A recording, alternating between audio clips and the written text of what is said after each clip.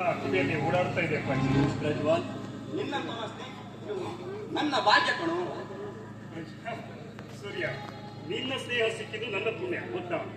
ನೋಡಿ ಅಪ್ಪಾಜಿ ಅವರೇ, ನಿಮ್ಮ ಅನಾರೋಗ್ಯದ ಬಗ್ಗೆ ಆಗಾಗ ನನಗೆ ಸೂರ್ಯ ಹೇಳ್ತಾ ಇದ್ದ. ನಿಮ್ಮ ಕೈ ತುತ್ತು ಬೆಳೆದಂತಹ ದೇಹವಿದು, ನಿಮಗೆ ನೋವಾಗಿದೆ ಅಂತ ಹೇಳಿದ್ರೆ ನನಗೆ ತಡ್ಕೊಳ್ಳಿಕ್ಕಾಗಲಿಲ್ಲ. ಆದ್ರೆ ನೀವೇನು ಹೆದರ್ಕೊಳ್ಳುವ ಅವಶ್ಯಕತೆ ಇಲ್ಲ, ಯಾಕಂದ್ರೆ ನಿಮ್ಮ ಅನಾರೋಗ್ಯದ ಏನು ಜವಾಬ್ದಾರಿ ನನ್ನ ಮೇಲಿದೆ. ಮತ್ತೆ ನಿಮ್ಮ ಅನ್ನದ ಋಣವನ್ನು ತೀರಿಸಲಿಕ್ಕೆ ನನಗೊಂದು ಒಳ್ಳೆಯ ಅವಕಾಶ ಇರುತ್ತೆ.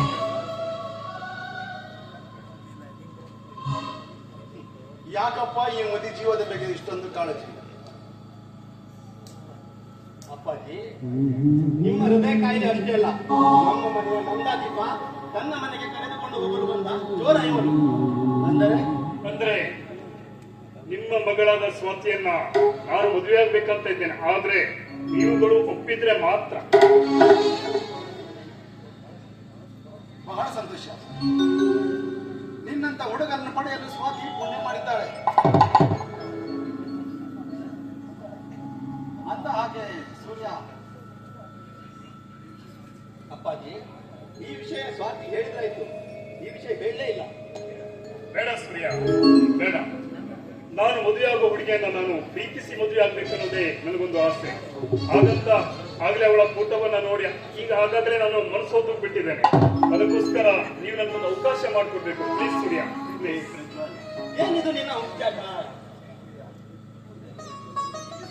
ಸೂರ್ಯ, ಇರ್ಲಿ ಬಿಡು, ಅವನು ಇಷ್ಟ ಅಂತ ಆಗಲಿ.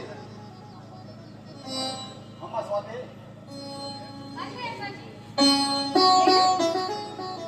ನೋಡು, ಇವನು ಪ್ರಜ್ವಲ್ ಅಂತ ಮುಂಬೈಯಿಂದ ಬಂದಿದ್ದಾನೆ. ಈ ನಿನ್ನ ಅಪ್ಪಾಜಿಯ ಹೃದಯ ಕಾಯಿಲೆ ವಾಸಿ ಮಾಡುವ ಡಾಕ್ಟರ್. ಪ್ರಜ್ವಲ್ ಸ್ವಾತಿ, ಇವನು ನಮ್ಮ ಮನೆಯ ಡಾಕ್ಟರ್ ಅಷ್ಟೇ ಅಲ್ಲ, ನಮ್ಮ ಮನೆಯ ಅತಿಥಿ. ಇವನನ್ನು ಚೆನ್ನಾಗಿ ಉಪಚಾರ ಮಾಡು. ಪ್ರಜ್ವಲ್, ನಾನು ನಿಮಗೆ ಮುಂದೆ ಹೇಳಿದ್ದಲ್ಲ, ನಮ್ಮ ದೊಡ್ಡಪ್ಪ ಜಯರಾಮನ ಕೇಸ್ ನಡೀತಾ ಇದೆ ಅಂತ ಹೇಳಿ, ಅದಕ್ಕೆ ನಾನು ಅಪ್ಪಾಜಿ ಹೋಗಿ ಬರಬೇಕು. ಸರಿ, ನಾವಿನ್ನು ಹೋಗಿ ಬರ್ತೀನಿ. ಸರಿ, ಹೋಗ್ಬೋದು.